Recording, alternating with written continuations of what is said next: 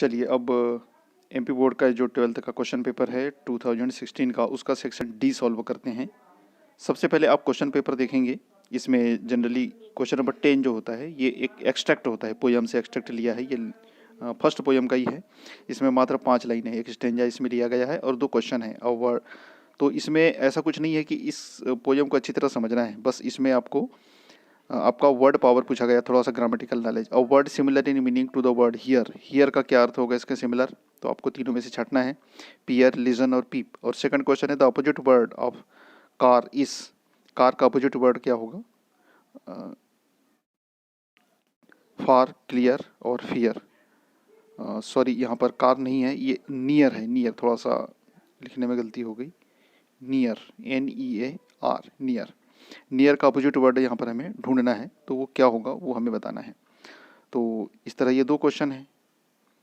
और इसके बाद थर्ड क्वेश्चन है give the name of the poem from which this lines have been taken. अब इसका मतलब समझे आप, give the name of the poem, बस इतने से समझ लीजिए।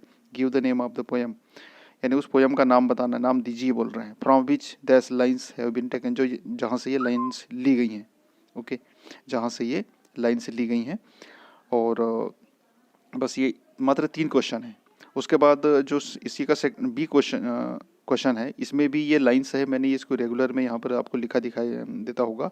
ये एक पोयम की भी ये भी एक्सट्रैक्ट है। Can I admire the status great when living man stops at his feet, can I admire the parks green tree a root for homeless misery. ये प्रोज से है, सॉरी। तो इसमें name of the poet, poet का नाम बताना है। Give the meaning of the word starve का इसका मीनिंग बताना है। और उसके बाद एक क्वेश्चन है why does the poet say that he can not admire the great statue. और या फिर यदि ये नहीं कर पाएंगे तो give noun form of admire, admire का नाउन फॉर्म बताना है। तो इस तरह ये जो दोनों क्वेश्चन हैं ये पूरी तरह आपके ग्रामेटिकल और वोकैब पर डिपेंड करते हैं। ये किसी भी तरह के एक्सट्रैक्ट को समझने वाली यहाँ पर कोई बात नहीं है, इस बात को अच्छी तरह समझ जाएं। तो चलिए अब हम आंसर पे चलते हैं।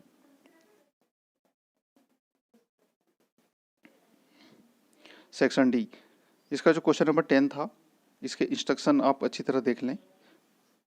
Read the following extract and answer the questions given below. और ये एक्सट्रैक्ट है, मैंने इसको इस तरह लिखा हूँ, आपको ऐसा कुछ नहीं लिखना है, सिर्फ सीरियल नंबर डालना है। Question number 10A। और इसमें जो क्वेश्चन है, first question, a word similar in meaning to the word here, here का सिमिलर मीनिंग क्या होगा, तो यहाँ पर ये इसका सही आंसर होता है बी, लीजन, यानी सुनना। हियर एंड लिजन, ये शायद कई बार आप लोगों ने देखा होगा, पढ़ा भी होगा। और सेकंड क्वेश्चन है the opposite word of near is far, clear and fear. तो नियर का अपोजिट वर्ड होगा फार, ये दूर होता है इसका, नियर यानी पास में होता है। तो ये 2 क्वेश्चन हो गए।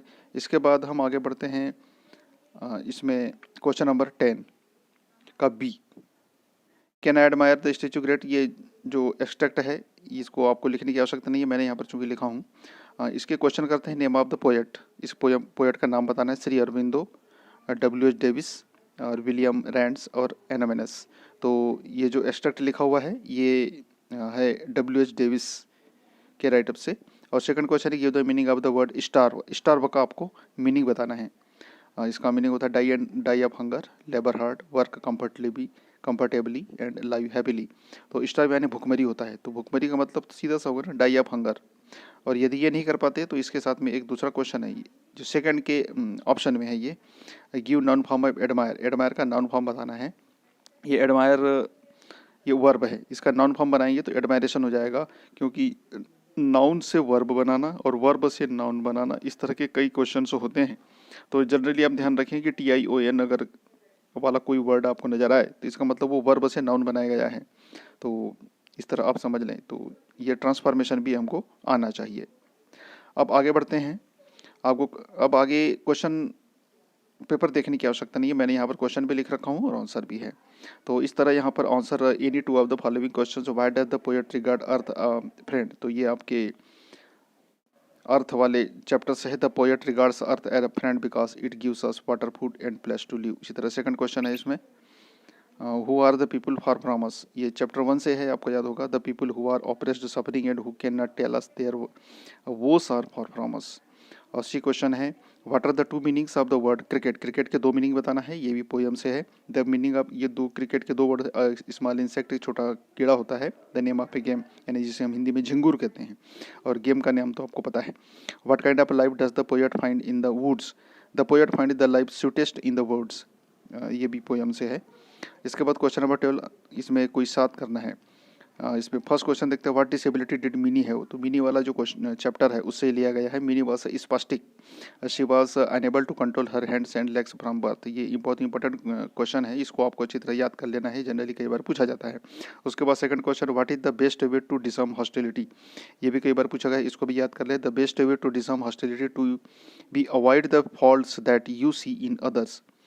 अब इसके बाद ये 3 क्वेश्चन जो है, when do we experience inner peace, what does the brain consist of, और एक और है, what was the topic of discussion at डेबनिस, और व्हाट आर कंफर्ट जोन्स। ये जो 5 क्वेश्चन हैं ये ऐसे चैप्टर से लिए गए हैं जो इस साल डिलीट कर दिए गए हैं, इसको रिड्यूस कर दिया गया है, तो आपको इनको पढ़ने की आवश्यकता नहीं है, इसलिए मैंने इसका आंसर भी नहीं लिखा।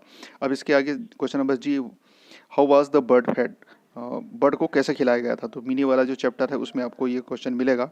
The bird was fed some mashed rice, mashed यानी मसला हुआ, मिक्सड इन मिल्क, दूध के साथ हम sugar, with an ink filler by opening its beak, beak यानी चोंच खोलकर उसको इंक फिलर से उसे खाना खिलाया जाता था। तो ये क्वेश्चन है, इसका आंसर आप याद करें।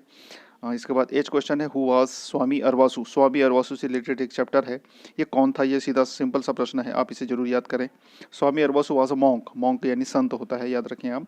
हु रोम्ड द विलेज, वो गांव में घुमा करता था, along the reverse Ganga, Ganga नदी के किनारे, with his small group of followers, उसके जो अनुयायी थे, जो शिष्य थे, उनके छोटे से ग्रुप के साथ में वो घुमा करते थे, तो ये भी याद रखें। इसके बाद what did Birju see when he peeped into the हट, बिरजू वाली ये कहानी है, ये उसी चैप्टर से जिसके पहला वाला क्वेश्चन था, तो ये आंसर थोड़ा सा बड़ा है, आप इसको अच्छी तरह समझें, क्योंकि क्वेश्चन में ऐसा लिखा ही हुआ है कि जब बिरजू ने झोपड़ी में झांका तब उसने क्या देखा, क्या देखा उसने, तो उसने बहुत सारी चीज़ देखा था। When Birju peeped into the हट ही saw a young woman clad in a tattered sari. She was sitting in the front of the fireplace, pretending to fry something. He also saw 2 children, a girl aged 5 and a boy aged 4, huddled in a corner. They were so thin that their bones were sticking out of their clothes. तो इतनी सारी चीज़ें हैं। अब इस बात को आप समझें अच्छे से। जब उसने झोपड़ी में झांका तो एक फटी हुई साड़ी में एक औरत देखी जो एक कोने में बैठी हुई आग जला रही थी और कुछ बनाने का नाटक कर रही थी। एक कोने में 2 बच्चे थे, जहाँ पर एक लड़की थी जिसकी 5 साल उम्र थी, एक लड़का था जिसकी 4 साल उम्र थी, और वो कोने में दुबके हुए थे और वो इतने दुबले थे कि उसके कपड़ों में से हड्डियाँ बाहर दिखाई दे रही थी। तो इतना बड़ी चीज़ है यहाँ पर। आप इसको शॉर्ट में कितना लिख सकते हैं ये आपके ऊपर डिपेंड करता है। क्वेश्चन नंबर 13 जो है, what are natural law, how they affect our lives and each area India will become a global leader. तो ये रिड्यूस कर दिया गया है, ये विजन 2020 से है और एक लॉ ऑफ सक्सेस से है, तो ये रिड्यूस हो गया है, तो इसके आपको पढ़ने की आवश्यकता नहीं है। अब इसके बाद question number 15, right the central idea of the poem. तो सबसे लास्ट में क्वेश्चन डेफिनेटली आता है, जो द रिस्क है, ये जो पोएम है इसका सेंट्रल आइडिया लिखना है। तो सेंट्रल आइडिया थोड़ा सा बड़ा होता है, इसको आप कम से कम 2 पोएम की तो सेंट्रल आइडिया आप लिखें ही लिखें, चाहे वो समरी पूछे चाहे सेंट्रल आइडिया पूछे, आप दोनों को एक स्थान पर लिख सकते हैं। No risk no gain goes the saying, ये इसमें जो कहावत कही गई है वो, जिसको हमको कोट कहते हैं, ये कोट को आपको ध्यान रखना है। नो रिस्क नो गेन, यानी बगैर रिस्क के लिए उन्नति नहीं होती। अब इसके बाद man does not live by bread alone says the Bible, Bible में कहा गया needs of man are the various types, their fulfilment requires hard work and there are many hazards, obstacles and risk, nature put challenges and obstacles before him and in this way his ability to develop then in risk, there in risk in every field of life to achieve something one will have to take risk. A man who fears taking risk get nothing. The greatest risk in life is not to take any risk. तो इसको आप जितना याद कर सके, कम से कम 2 आपको याद करना होगा, या फिर आप सेल्फ यदि इस बात को समझ लें तो आप उसको बना लीजिए। इसके बाद इसी में अथवा में क्वेश्चन है, summarise the poem a psalm of life. तो साम ऑफ लाइफ इसमें लॉन्ग फेलोज के द्वारा पोएम लिखी हुई है, तो इसकी समरी लिखना है। तो इस समरी को भी आप अच्छी तरह देख लें, समझ लें और अपने तरीके से लिखने की कोशिश करें। अब इसमें ये नहीं कह सकती कि आपको कोई प्रश्न, मैं ये नहीं कहूँगा कि कोई प्रश्न आप छोड़ दें, सारे प्रश्न करने की कोशिश कीजिए। आगे बढ़ते हैं, question number 14, answer any 4 of the following questions. अब ये जो आपका सप्लीमेंट्री रीडर है, उस सप्लीमेंट्री रीडर से पूछा गया, उसके बारे में कुछ कहा नहीं गया है, तो हम इसको आप जरूर पढ़ लें, बहुत इजी होता है। What are distilled books like, what makes a team whole, what are the benefits of meditation, where is Chitrakoot situated, why we must take risk, what do you understand by spiritual guru. तो इस तरह ये questions हैं, आप इन questions को भी अच्छी तरह पढ़ लें और ये बहुत इजी है। आप एक बार कम से कम 20 प्रश्न इसके तैयार कर लें सप्लीमेंट्री रीडर्स के, तो बहुत इजी हो जाएगा। तो उम्मीद है आप लोग इसकी तैयारी ज़रूर करेंगे और यदि इसमें कोई प्रॉब्लम आती है तो आप चैट करें, क्योंकि आप बहुत एग्ज़ाम तो है, होना है बोर्ड के, लेकिन आप लोग जितना अच्छा रिएक्शन करेंगे उतना हम आपके साथ मेहनत करने की कोशिश करेंगे। सो मिलते हैं अब नेक्स्ट क्वेश्चन पेपर के साथ में। Thank you.